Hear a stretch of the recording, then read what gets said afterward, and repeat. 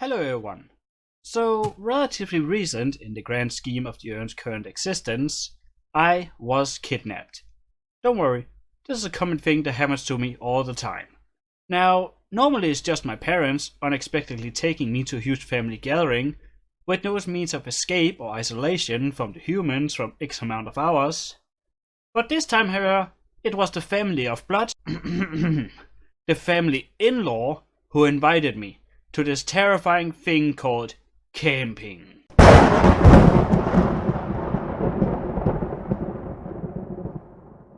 My wife equivalent informed me about this invitation great time in advance, that being about 36 hours before we had to be off to get there in decent time. Now, I'm that kind of egocentric person who prefers to make plans, stick to schedules, and be a yes man to everything cause I don't understand how humans work. Normally when I make plans it's 2 weeks ahead, so I was faced up with a dilemma. I could either stick to my plans, which were rather booked at weekends with things such as packing my stuff cause I'm moving soon, cleaning my apartment because I'm moving soon, making assignments 25 hours a day because I got still exams coming up at the same time, and do important military research with tiny model tanks, which are not toys no matter how much people say they are. Or I could yeet my plans out of the window and hope they kill my noisy ass neighbor downstairs. I'll definitely have time to do all those things later and all the stuff currently going on. Hey, it's me from later in the timeline. I didn't have time for all those things, and on average only slept like 3 hours per day for half a month. It turns out I didn't really have to bother with such thing as free choice, cause my wife equivalent took it upon herself to convince me to go. It was about this point she realized we had a minor trip ahead of us, and I was the only one with a driver license. So the only logical solution was that I, the captive, should drive to a location I've never heard of with my hands tied. It went about as well as you would probably imagine.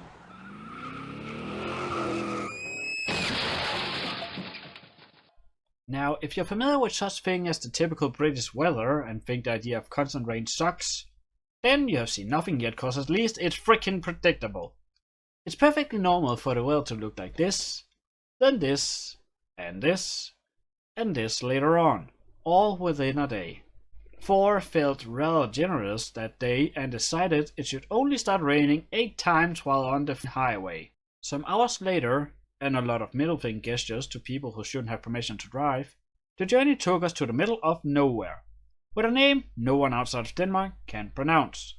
The entire facility was fenced in, but had a lot of activities available, such as a ball pit house I was too old to use, trampoline I was too tall to use, a bouncy back thingy which was deflated, some moon cars I didn't have permission to use, a swimming pool which wasn't yet open, and a mini golf course which was guarded by pirates. Not just any pirates, no. These pirates had big, magnificent, mesmerizing cannonballs. They of course also had a pirate ship, and this is where I saw my chance to escape. As a former student of the most beautiful ship in the world, and with a fair share of pirate research behind me, I knew my plan couldn't possibly fail. The first step would be to bravely board the ship by swinging on a rope, and potentially face off against various vicious beasts on the way. To commandor the vessel, I would have to fight various toddlers which were on board for some reason, and climb around in rope tunnels, which took a while. It seems I gained a bit of weight over the last 10 years. The ship was not under any unified command, so it was easy to secure the helm. Having successfully taken the ship, I loaded up one of the main guns to fire upon my former captors. It was then I realized it was just a pipe and not a real cannon, so instead of throwing a projectile at 500 meters a second, it blew up and caused a major leak on board. I quickly decided to abandon ship, but discovered the ship was not up to code on life rafts.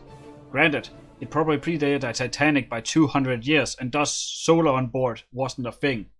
So I jumped into the water and tried to swim ashore, assisted by dolphins which looked like Spleens the cat before she went to her first rehab.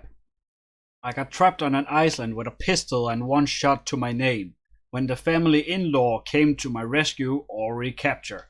They might have had the number advantage, but I had something far better. I had a jaw of dirt and a mean template, tricking them into thinking it was of great value. it was my bargaining chip.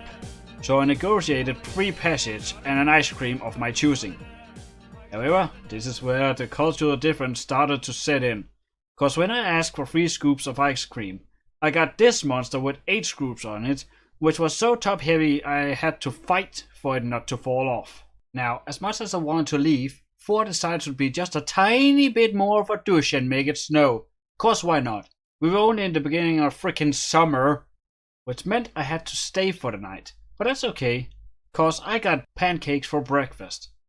Although I have never seen pancakes made on a grill. So I guess the moral of the story is you should come outside of your comfort zone sometimes, or even have an adventure on occasion. So next time some stranger offers you candy in a white van, say yes. Anyways, this has been Necro and Cortex here, and I'll see you around.